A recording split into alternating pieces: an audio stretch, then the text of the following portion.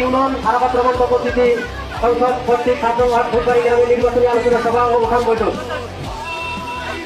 আজকে নির্বাচনে সবার মূল উদ্দেশ্য আমাদের ধানের শীতের প্রতীকে ভোট করা। সেই উদ্দেশ্যে আমাদের প্রত্যেকটা হতে আমরা উঠান বৈঠক দিয়েছি। আমাদের নেতা বারবার নির্বাচিত সংসদ সদস্য গোলাম মোহাম্মদ সাহেব আল্লাহ রহমতে এবারও নির্বাচন হয়েছে ধানের শীতের প্রতীক নিয়ে। আমরা সবাই এর সাথে হাতে হাত মিলে কাঁধে কাঁধ মিলে দ্বিধাদ্বন্দ্ব ভুলে গিয়ে ধানের শীতের প্রতীকে নির্বাচন করবো এবং সবার কাঁধে কাঁধে গিয়ে ভোট পাবো। আমাদের নেতা সিনিয়র নেতারা অনেকে আছে, ভোট সরকারকে দিক নির্দেশনা দেবে, আমরা মনোযোগকে শুনবো। তবে একটা কথা বলতে চাই, যারা ধানের শীতের প্রতীকের বিরোধিতা করবে তাদের কোনো কাম নাই। যে যত বড় নেতাই হোক, সেটা কেন্দ্রের নির্দেশ।